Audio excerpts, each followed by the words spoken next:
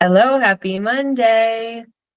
Today's call is the truth about abs, why core function matters more than appearance. Um, so if you are someone who at some point in your life has chased a six pack, I know that I have. And even if you haven't, hopefully this will be an informative call for you just to talk a little bit more about your core and the things that it does, other than potentially look like a washboard. Not that there's anything wrong with that, but so Shalase, Taylor. are you excited about today's call? What are your feelings on today's call? Give us some thoughts when you first saw this call topic. I am excited about talking about it because everybody is like, I want to work my core. I want to work my core. But every time they're talking about their core, all they think it is your abs. And it's not just your abs like that. It's everything that's not your limbs. So your whole entire torso is your core. So having a strong core is talking about your back and your abs and everything working together. And it's, yes, I understand the aesthetics behind it, but again, that's also genetic. So there might be a chance that you might not ever show abs. So you have to understand it's a whole system in itself. It's a whole pressure system that works together. And there's a lot of different ways to work it, and 100 crunches is not working your core. So I'm excited about everything you're going to dive into on it, Taylor, just to kind of address it a little bit. I'm separating it from appearance from performance of your core and the importance of having a strong core, not visible abs. Yeah, I mean, Shalise, you're exactly right. Just talking about how there is a difference between functionality and like performance and looks for core. And it's important to think about both when you are programming. So can I add one thing into that too? Yeah. Just because you have visible abs does not mean you have a strong core either. So yeah. That is true. That is true. So what inspired me to do this topic and this call was there's this lady on Instagram, and her handle is Lymph Love Club, like lymph nodes. And she puts these like big eyes and mouth filter onto photos of like drawings of anatomy, and it's just different parts of the body, so mainly the lymphatic system, and she talks as if she is that part of the body. So she's always like, hey girl, it's me, the cells in your body. And it's really funny. If you haven't seen the videos before, I highly recommend watching them. But she'll explain science, and then she'll also talk a little trash on how a lot of us treat our body. And it's cool because if the different parts of our body could actually talk to us, they'd probably be a little pissed off sometimes, like because we don't take the best care of our bodies. We don't really understand how some of the major systems in our bodies even work, and we just expect them to like roll with whatever we're giving them. And so I think that our core is a really good example of this, because if all the different muscles of our core were to be the stars of one of those videos, there would be a lot of pretty peeved muscles staring at you being like, yo, I exist, hello. So for the most part, the like six-pack abs or the rectus abdominis gets all of the attention. So everyone is out here doing crunches and leg lifts and telling their coaches they want to have a six-pack. But meanwhile, the other muscles of your core, your internal and external obliques, your transverse abdominis, your pelvic floor, your rectus spinae, they're all standing behind the rectus abdominis, and they're like, okay, like, you guys done hemming and hawing over this six-pack guy? And they're just waiting for their thank you for all the unseen work that they do. So that's my intro spiel for you. That's kind of why I wanted to talk through this, is that there's so many muscles that you can train and you can build like a mind-muscle connection with that you might not know about if you've mainly just been doing crunches your whole life. Or like Beachbody or something like that, like the core work and like Insanity, you know, things like that. Not to I'm not talking bad on any of those. It's just an example. So we have to remember that our core's job is to stabilize us. So it's not about movement and crunches, it's about resisting movement. So when we're bracing in deadlifts or squats or overhead pressing or anything like that, anytime we're bracing, we're utilizing our core. We have to have a strong core in order to move in those patterns appropriately so we don't get injured.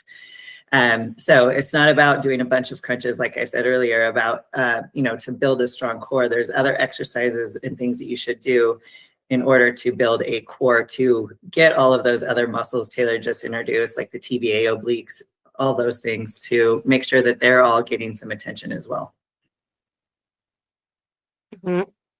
So, Shalais, do you want to talk about any specific exercises for some of those muscles, or do you want to, I can go through and give an intro of what those muscles, like what they kind of do?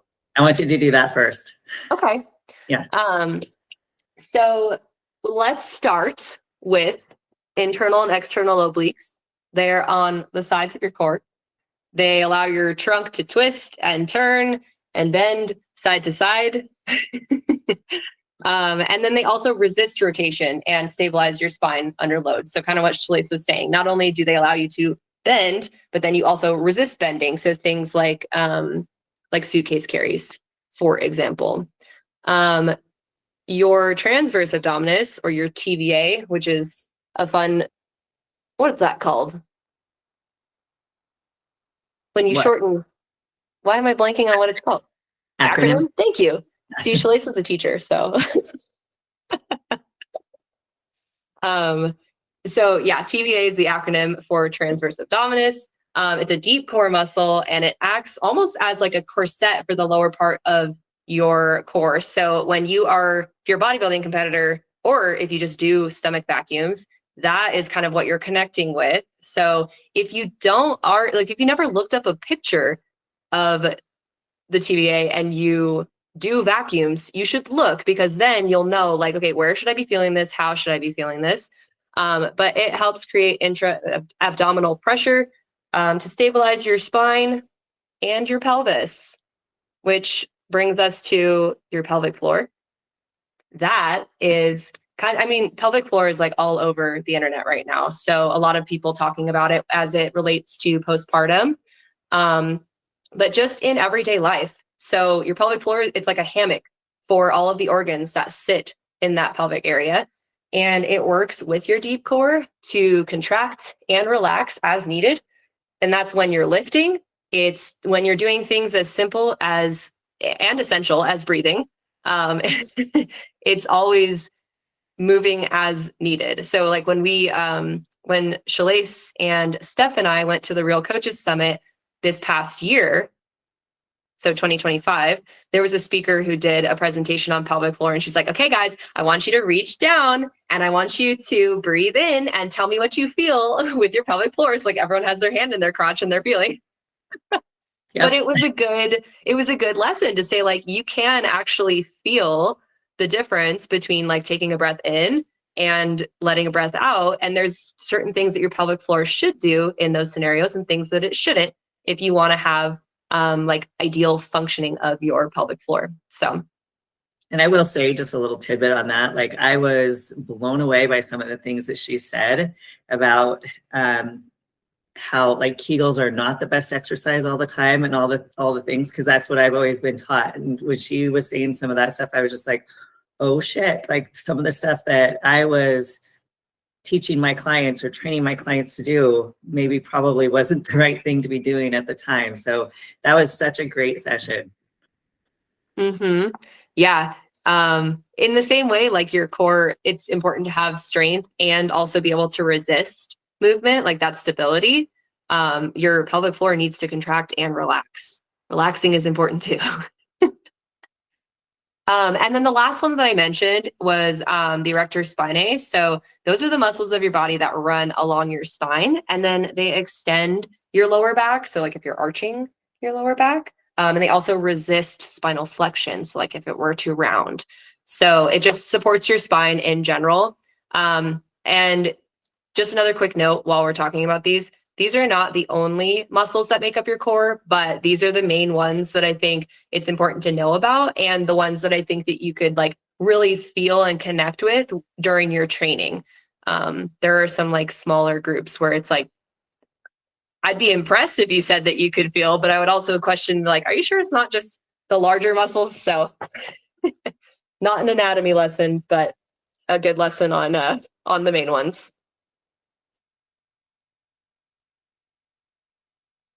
So now that we have all the functions listed out, all of those muscles have pretty important jobs. So it's not just about a six pack. All of those muscles do very important things, and they all need to be trained.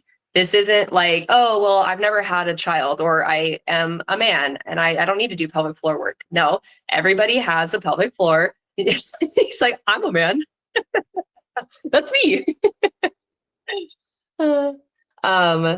So it's not that your rectus abdominis is not important. It's just that all of the other muscles are just as important, and you should train them as well. So all of these muscles work together to create what we call our core. So if you're putting together a core program, we should have exercises that will target these different muscles. Is this where you want me to step in with those? Yeah. Okay. So there's a bunch of different, depending on what we're doing. So we have our anti-rotation ones. And did you bring that up already, Taylor? Did you bring up the 3 different kinds or no? Okay, so anti-rotation. So obviously we don't want to rotate. Our whole purpose is to stay strong with our core. So this, and I don't know if I'm saying this right, I always say it, Palloff press. Palloff press is, I do this a lot. I have my clients do this a lot with it in their programs and stuff, but that with either cables or bands are a really good option for that. Which, can you explain like what that movement is? Yeah, and what I'm going to end up doing, I think, is probably a couple videos over the week of different exercises that touch on all of this. So I'll follow that up with some stuff on Instagram too. But yeah, so with the Palloff press, so you have a band that's hooked up to a rig or something stable over here, or the cable system, and then you're holding the band or the cable system here, and you're holding your body still, and you're going in and out with the band or the cable system, and you're using your core to resist movement on that one. So there's that resistance we were talking about earlier. So there's one that you could do there. I know it's really hard. My camera keeps zooming in and out, so that's not doing me any favors there. A suitcase carry. So one dumbbell in your hand, holding it on one side, and you are staying strong, stiff, and strong in your core. So having a kettlebell or a dumbbell on one side and walking with it, that would be a suitcase carry.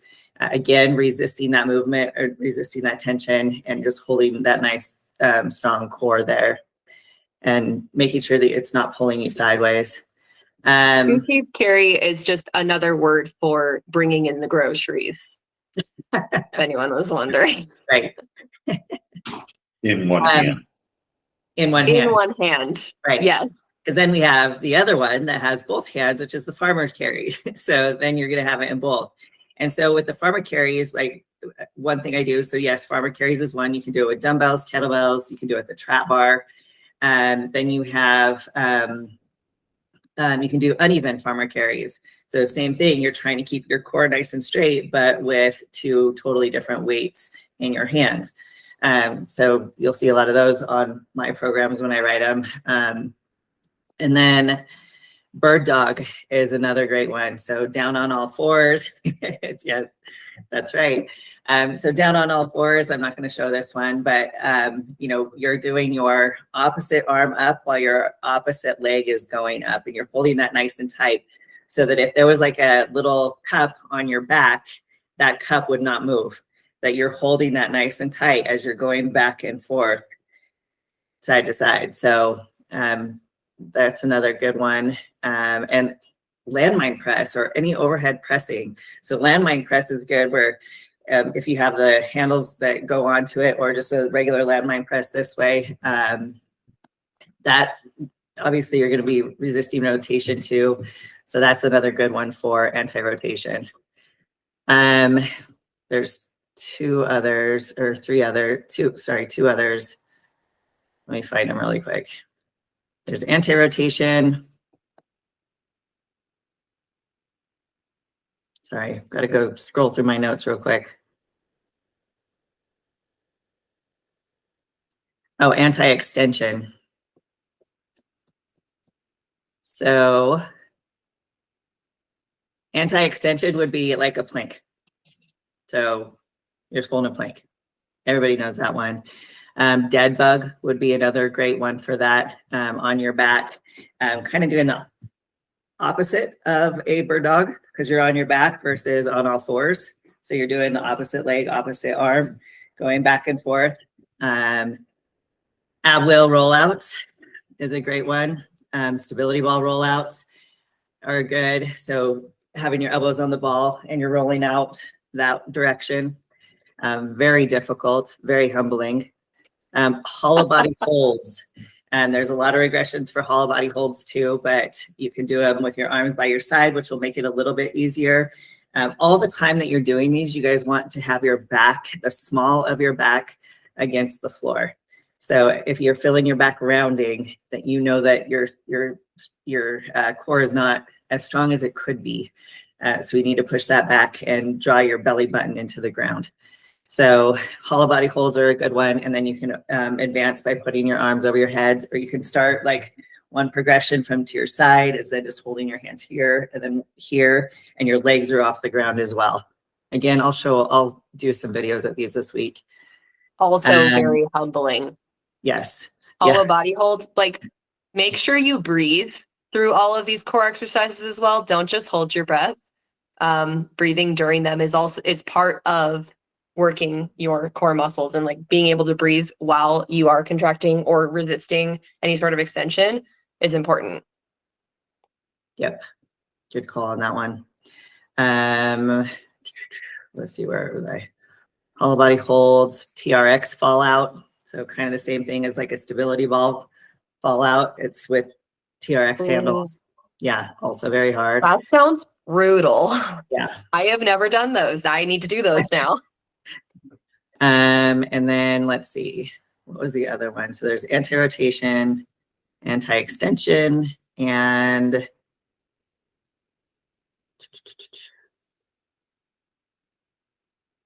loaded carries, which we kind of talked about already. So farmer's carry, suitcase carries, all of those would be loaded carries. Does American Iron still have the like machine for loaded carries? Yeah. Oh yeah. It's in the turf room. Right on. Yep. Those are cool. Makes it. Nope. Well, that too. We actually have a machine. I call it a dead mill. It's not a dead mill, but it's kind of like that. It's on like a treadmill, but you can hold the handles like you're doing a suitcase carrier or a farmer's carry. Mm-hmm. Yep. Cool. I'm excited to see those videos with all the tips. Those will be awesome. All the fun stuff. Mm-hmm. You guys can see how weak my core is right now. Oh. Hey, everybody's core could be stronger. All right. Don't single yourself I will out. show the regressions. I know. Yeah, that I would be even. Hey, you want someone to make you look good? Get me in there. Okay, we'll do it together. Yes. Okay, cool. So we have a bunch of exercises. We know what muscles we're going to be targeting or trying to target. How does that tie in with six packs and the appearance of your core? How do you actually get a six pack, Shalise? Like you grow any muscle, you lift with heavy weights. So we pick exercises, do a little progressive overload. Yep. Build Yeah, so all some these people muscle. that are like, oh, I did 100 crunches today. Cool. You probably weren't doing them right, because if you could do 100, then it would have been brutal. So Yeah. So it's just like any other muscle. It's progressive overload. It's using weight to make it harder. That's why like cable curls, all of those kind of things, dumbbells are great for that. Yeah. I mean, and then there's body weights that are ones that are effective, like we talked about today with like the holds and the planks and the bird dogs and all of those things, and time under tension still, like hollow body holds. But yeah, to build actual abs, it's just like any other muscle. You have to train it progressively, recover, and train again. And then also be able to maintain a diet that will allow you to reveal that muscle And that's and not have extra body fat in your midsection that would hide the beautiful abdominal muscles that you have built. So, as far as like the idea of core goes, we talked about extension, flexion, rotation, resisting, and creating. So like building strength and stability at the same time. I think something that people don't talk about enough is that if you do focus on your core, your other lifts will benefit. Like your big lifts, your compound lifts are going to be benefited by making your core stronger and more stable. Like the number, I mean, why do people always say that like, oh, I don't back squat or like I don't deadlift? It's like, well, probably those people at some point injured their backs because they put too much weight on the bar. And that was where they broke, right? That was the muscle like group of muscles that was not ready for the load that they were putting on the bar. Yeah, where a lot of injuries happen because, so if you think about like my favorite one, which I'll probably end up doing, owl, and a demonstration on is like thinking of a Coke can. When you have that strong core and it is braced, like all the soda inside a soda can, it's going to be really hard to sorry, I keep getting distracted by the chat, but it's gonna be really hard to compress that can because they have that strong brace that's pushing out. Where if there isn't that strong brace, you can step on it and crumple. And that's what happens in a squat is when you load your back and you don't have that strong brace and that strong core, and you have a really weak core, most people fold under pressure. And that's where the injuries happen. Mm-hmm.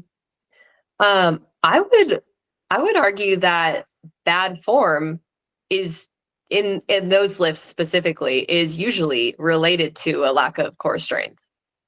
Or not knowing how to engage the core that or how to brace, I guess. So yeah. Mm-hmm. So yeah. They may have the strength, they just don't know how to brace properly. Mm-hmm. Yeah. So let's see. I don't know that I have a ton more. You can unmute. Yeah. Jimmy, talk to us. Yeah, why you in the chat, dude? Get out. I just, again, just trying not to, I'm sure you'll cut all this and it'll be edited, but yeah, I think everybody should listen as heavy as humanly possible. And again, once you learn how to protect your body, engage your core so that your back, and I mean, that's why we wear weight belts, not because it's just to wrap it around you and it should be good, but to press against so you can engage your core so that you can protect your body from injury. And I don't know if you know this, but there's more than salt and pepper here. And I'm very, very look at you going black and white there. I'm very, very cautious about my lifts. I almost never deadlift to a certain extent. because the risk versus reward on, some things. And I engage my core. I practice that 3 times a week. My core exercises are a little bit more different, I think, than what you guys are talking about, just because I don't need to build them. I worry about aesthetics, and I have some notes here. So I was going to ask you guys about what you think about heavy weights versus aesthetics in bodybuilding versus fitness versus just overall general health. It's great. You should lift heavy weights if you want to see them, but I believe that no one will really ever see them until they cut themselves to a close to stage weight, and then you'll never, unless you go completely off the rails and live on the couch for the rest of your life, you'll always have abs. You'll always have some kind of visible abs. So what's your guys' philosophy on the lifting heavy versus strengthening the core versus posture and diaphragm control? I'm huge on diaphragm control. Everybody breathes with their stomach instead of their chest and their diaphragm. Your turn. Taylor? Sure. Okay, so just let me repeat the question. So it's talking about strength versus, or maybe you just repeat it for me. Just that last bit. So, yeah, no. So obviously today's about core, right? And how to strengthen it. But there's, with the people that I'm expecting your audience to be, you have I want a strong and healthy core versus I want 6-pack abs in a bodybuilding physique. And then you have the female aspect and male aspect of the aesthetic version of stage versus, and everybody knows that has ever been on stage or ever tried to have a V taper or an hourglass, that the more you build obliques, you're going to lose that taper a lot just through, the muscle size, unless you get huge lats so where's the line in that? So my philosophy is I want to keep a trim waist, but a solid core. And I use a bunch of different twisting exercises to keep that engaged. One of the exercises that I don't think anybody's really done is I stack a 45 or 2 45-pound plates on my stomach, right, while I'm laying flat on the ground, just prone. And I try to breathe properly with my chest, with the weights on my core. And now I've activated my lower and my middle and my upper, and I can breathe just fine. When I see my breath and the weights not move at all, I know I'm right in the right place. Breathing wise, my core is engaged. The weights don't exist at that point. You could put 100 of them on there and they really wouldn't exist. But it's a practice that I do. And I guess my question is where is your line between strength, appearance, and core engagement?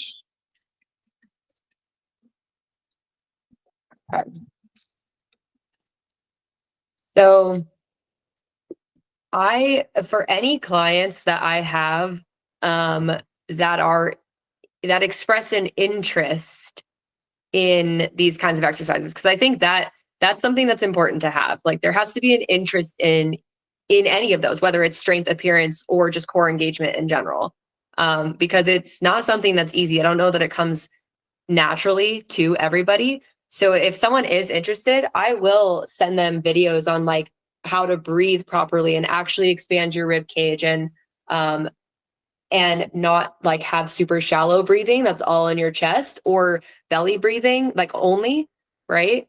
So I'll send videos on like how to breathe, and then help them just be aware of how to do that while they're lifting, and while they're bracing, because it is different when you're just breathing freely versus bracing, kind of like what you're saying with when you put the plates on top of you. So I personally don't know what like what muscles you would be working or strengthening by doing that kind of exercise where it does involve like taking full breaths under load. I don't know if that's something that See, I you've think like that's looked more into. a breathing technique versus a core technique. It's more of a posture technique. By putting weights on myself like that under load. What's the worst woman man area in the world? The little pooch area where, right? That's like everybody hates that. And everybody's posture is bad there because everybody uses their hip flexors rather than their lower abs. By putting that, I can literally stand myself there and engage those lowers, and my posture is good for 2 days afterward. I cannot help it. It's mentally in my head that all of a sudden, and then by that, I've stretched those, and my physique looks different by doing it. Try it. Yeah, and that's a lot of anterior tilt versus posterior pelvic tilt too. So where you sit in that. So like I'm one of those because of all my years of figure posing, I have an interior pelvic tilt and I have that pooch because of it. So, and you're right. It's going back to posture and that's because of the tilt of our hips. So yeah, so there's a tilt issue there too. That's going to be an aspect of that too. So posture, breathing techniques, and then core stuff. And then going on strength versus all of that too. So going back to that, like obviously how I program for my athletes is going to be very different than how I program for my general clients, my general population, because we are looking at a certain physique and a certain shape on stage. So yeah, am I going to ask them to be doing a bunch of oblique work, especially loaded oblique work? Absolutely not, because that's going to build that. So no, I'm not going to. Where, honestly, I don't even do a whole lot of oblique work for my general population either, honestly. But yeah, so yeah, there's going to be different. It's all, I'm going to say this about everything in every aspect of fitness and nutrition. It depends on the person, depends on their goals, depends on what depends on what we're looking for and what we're trying to accomplish. There will always be some form of ab work in there. And here's what I tell a lot of my clients too. You're doing a deadlift, you're doing a squat. You are doing core work when you're doing that. That's bracing. You're asking your body to stay stable during that time. So you're doing core work then. So direct core work, maybe not all the time because we're involuntarily doing it, involuntarily doing it during those big lifts. But we'll do some form of core / ab work somewhere within the program.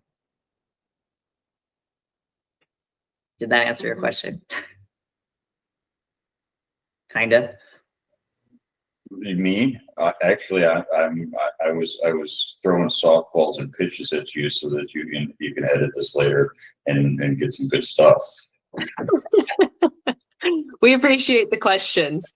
So for regular people, quite honestly, and regular people through this out there, the pooch and the tilts, the pelvic tilts, and that's I'll throw that. You can edit this one in there. Most people don't understand what that pelvic tilt looks like. They understand what they see in the mirror, but they don't know how to control that pelvic tilt. Shirley, can you can speak that out? Taylor, have you been on stage? Have you worked with that? I did a show. I was in bikini though. I didn't do figure like Shalace did. So specifically, that's important, how to control that lower pelvic tilt. And I bet you there's content right there on just literally how to control that. And if you can control that, you can mentally feel better about yourself because you'll stand proper, your abs will pop because you're actually engaging them. And you may have better abs than you think you do. Yeah, I think that for competitors, like building, depending on if you already have that flexibility to have like a really good anterior tilt, because you want it for your back pose, like as a female. And then men, I don't know as much about, but but I do think in your maybe in like the back double vi, you do have to tilt up. Is that true? Yeah. So Yeah. guys need it too. Gotta be able to pop that thing, but building that flexibility and being able to also engage your deep core to keep your stomach in while you do it. That is like one of the arts of bodybuilding, is doing kind of like both. So you don't, it's not like never go into anterior pelvic tilt and then your stomach won't pop out. It's that you need to, for bodybuilding specifically, you need to be able to have that anterior tilt and control your, especially your lower abs, to be able to keep that flat and keep that V taper and that flat stomach. And that's where like vacuums come in and TVA work comes in to tighten that area too. Because if you don't have any control of that, that's where that pooch comes out. And so again, that's my problem. And how does that relate to summer bikini, weather? The same thing. I mean, you still have to control that so you're not walking around with a pooch. But then also I forgot where I was going to go with that. Oh, I just totally lost my train of thought. No. Summer bikini, pooch. Nope, it was prior to that question. Yeah. Anyways, go ahead. It'll come to me. As far as like where I draw a line between strength and appearance and core engagement, I think that everybody should put effort into building a strong and stable core. It will benefit you, and it's worth, even though while you're doing it, you may hate it, like I do. You may dread every second of it, and it's okay. You still have to do it. But it is an investment. Like, it's an investment in your future lifts. It's an investment in things like your posture. It's an investment in the health of your pelvic floor. If pregnancy is something that you are interested in trying. Osteoporosis. What about here's the osteoporosis? other thing with like what we're talking about with like the strong TV and all that kind of stuff. That will actually help you bounce back a little bit quicker post pregnancy too, because it's so strong, and it'll help with the birth because you can push better too. So here's where like a strong TVA will come in handy as a pregnant mom as well, giving birth and afterwards. We have pregnant clients. We do. And we love them. They're so amazing doing their workouts, being pregnant. One of the girls at my gym, one of the trainers, she lifted literally until they said, okay, you literally can't lift another day because with you may on the floor here with the baby.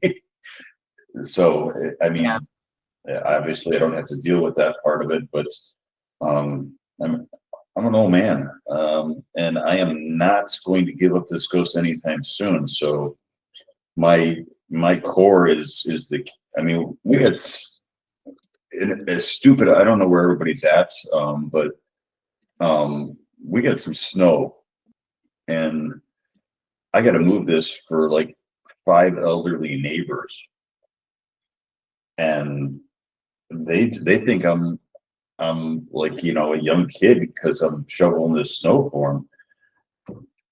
I won't stop. I'm not going to let all you young folks on this thing here. I'm not, you're coming for me. I get it, but no, it's not. I'm not giving up the title quickly. Good for you. And it's literally all about core. I didn't care less about, I mean, some of the other stuff, but I know that I've seen people, hunched over and bad posture, and as they get older, I don't want that. And that's why I brought up osteoporosis, because we can limit a lot of bad things for women and for men, specifically for women, just by building the core.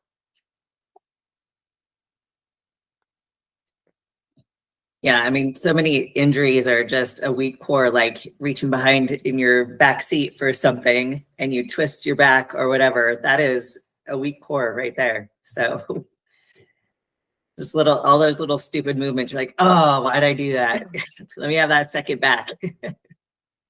Yeah. You pick up a box in the garage too fast. Yep. That's a sign And that the working motion. Mm-hmm. I mean, and there's so many different ways to train your core. So many different ways. You can do it dynamically too, with bands and cables, and I mean, there's so many different options as far as that goes. I just listed a couple that I could think of right off the top of my head that I wrote down. So yeah, there's a lot of different ways to be strong.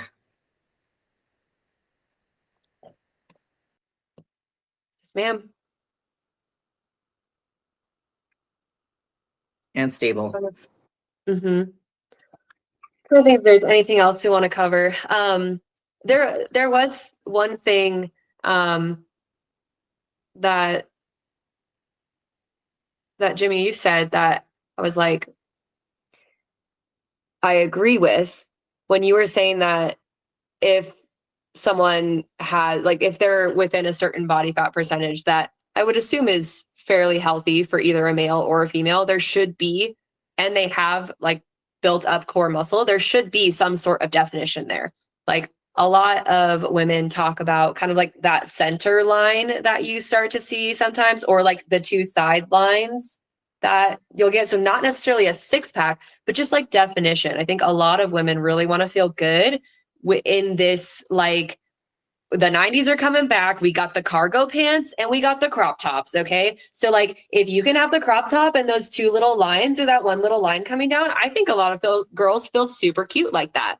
And like, you want to be able to wear a bikini, and you're not super interested in like having super thin skin where you can just like pick it up, but you want to be able to have this, like, you want to look healthy, right? You want to feel like you're glowing and like your skin is dewy and you have like a certain shine to you that is also like over your core. It's just like, wow, right? That comes from a really good diet and building up your core. And genetics. So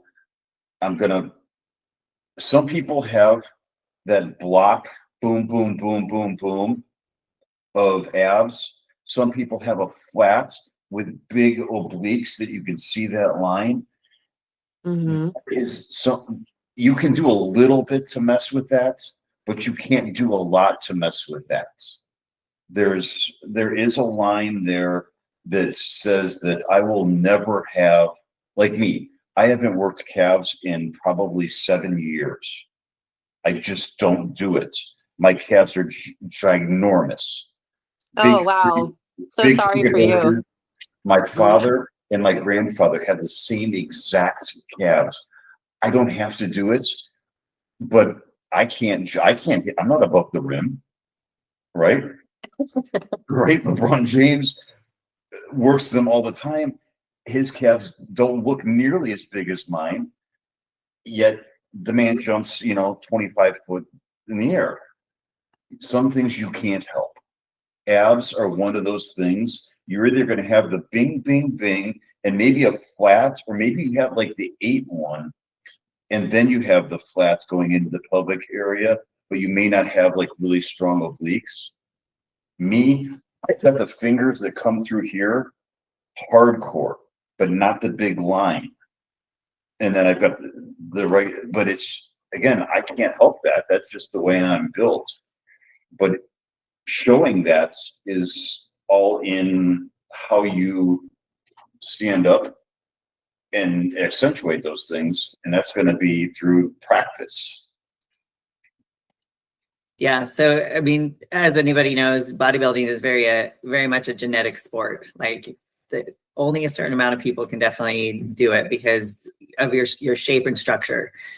Um, like I think we talked about this with our glutes. Our glutes are going to look a certain way. There's 4 different ways that they can look, just like your abs. Like your abs are going to look different. I mean, like you were talking about the different, you can have the 6-pack or the 8-pack, whatever. Some people have like a 6-pack that's like asymmetrical, like totally, and that's me. I'm one of those people. So yeah, like you have to remember that your body, that genetics play a very big part in what your body shape is going to look like. And like I said, with the abs things or the glutes last week, yes, there are some things we can do to help with that. And we can't say that it's just my genetics, I can't do that. Yes, there's some things that are and some things that aren't just genetic. You can kind of work your way out of it, but there's some things that you can't. Like you can't mess with your shape. And that's like the same with the glutes. Like some people have those really long ass tie-ins that make that diamond shape, and some people have the bubbly butt, and that's just genetics. That's where your insertions are. So yeah, everything's going to come down to genetics. And here's the other thing with that is even body fat levels. Like someone's 12% is going to look very different than someone else's 12%. So someone at 12% might show abs, someone else at 12% might not show abs. So again, that's where like everybody's body is so different that even that's going to play a part into it, whether you're going to see abs at a certain body fat percentage too. But you do have to get very lean to get to that point. A lot of people do. And so are you willing to get that lean? Unless you're Lauren, and then all of a sudden just abs start popping up and glutes start popping up. Okay, I have a question. Okay. I'm in my car. Shalise, you already know how I feel about this, but training every day with a belt versus without a belt for core strength. Go. So we've actually talked about this on our Monday nights or our Wednesday nights, excuse me. Yeah. Only when necessary. So like the top sets, when it's heavy, necessary. We don't need to be doing it all the time. So here's the other thing. So I had a coach who told me to wear a belt all the time so that I would minimize my waist. And so I did wear it. Like I was looking at videos last night. I'm like, why am I wearing a belt for cable pull downs? Why am I wearing a belt right there? Like, I don't need it right there. What is happening? But it was my coach at the time. He said, I want you wearing a belt every time you train. So for aesthetic purposes, because I need to minimize my weight. But I can 100% agree with the belt when you're first starting out, or if you're trying something to practice pushing your core against something. That's what it's there for. So I can see in the beginning to teach people how to engage their core, push against this belt, and that will engage your core, but not after that. If you can't engage your core, you shouldn't be doing that kind of weight. yeah, I think again, that goes against we want a stronger core. Relying on the belt all the time is not going to help build a stronger core. So top sets. But I'm also a big advocate. I will say this, you want every set to look very similar. So sometimes I will, it's like deadlifts. I might be wearing my belt on even my warm-up set just because I want everything to be the same. I want my gloves, I want my belt, I want everything. So everything just feels exactly the same with every rep, my warm-up set to my top set. So there are some like squats and deadlifts that I will sometimes wear even then, depending on the weight. Yeah, depends on the goal too. Not every set is going to have the amount of weight and maybe the low enough reps for you to put something on the bar that you would need the belt. Yeah.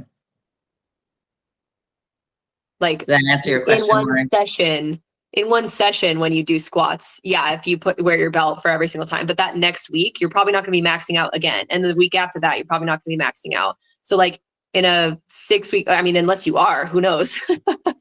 But in let's say a 6 week cycle or something, there should be a couple times at least where you're not wearing a belt for your squats because it's not like hitting that max.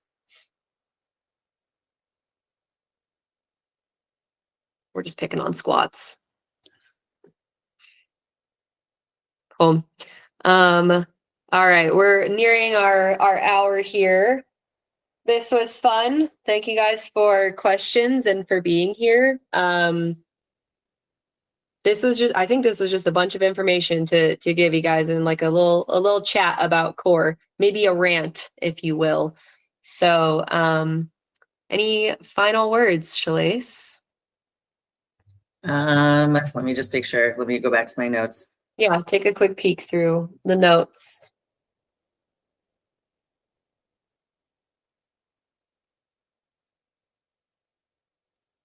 I would just say that if anything, kind of going back to what I said at the very beginning, just because you have abs doesn't mean you have a strong core.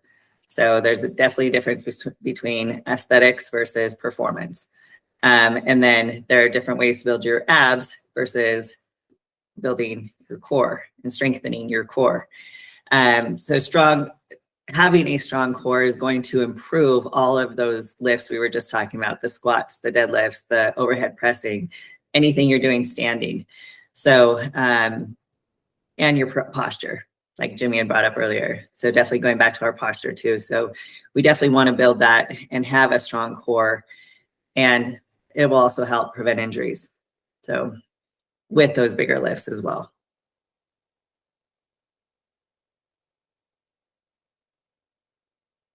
Sounds good. We'll end on that. Thank you guys for coming. Yeah. This is our last February call. Oh, Lauren, did you want to say something? Or did you just come back on cam? No, I just came back on. Okay. I was gonna actually do this. See dogs. Oh, love the pup. Dogs. Oh, you can't show me puppies. So cute. Taylor, really quick, do you have the March topics? Yes. You guys, I'm going to jump off. Thank you for having me. Thank Thanks, you for Jimmy. coming. Lovely to see you again. Bye-bye. Yeah, so this was our last call for February. So we're moving right on into March. So for March, our first call, we are starting off with 1% better every day. What feels like a weakness is often your invitation to grow. So that one is a little bit on mindset. Then we've got 1 table, 2 goals, feeding your family while fueling your goals. So this is like if you are a parent and you're like, how the heck do I get my kids to eat and hit my macros? It's a good one for you. Fitness Mythbusters episode 1. I'm so excited. I honestly might get the Mythbusters theme song and play it at the beginning of this call. So if you're going to join one, join that one, because we're basically starting a new TV show. So we're going to take on 3 trending fitness claims. We're not going to tell you what they are until closer to the call. Then we also have, this is on the 23rd. So there's 5 Mondays in March. So the 4th Monday will be more than macros. You can find out a little bit about the value of coaching that isn't shown in transformation photos. So we'll talk a little bit about like our client success stories. We'll talk about some of the things that we work on as coaches with ourselves and the things that we try to learn to help our clients, all that good stuff. So the stuff that you guys don't see in like the, 12-week transformation. And then our last call of March will be super exciting. It's for our ladies and men who want to understand their wives better. Perimenopause, training and nourishing your body through the shift. So we'll talk a little bit about nutrition recommendations as well as training recommendations for women who are experiencing symptoms from perimenopause or just getting close to it and want to learn a little bit more. Awesome. Looking forward to them all. Woohoo! Well, we'll see you guys in March. Thank you for joining. Go build a strong core. Thanks, ladies.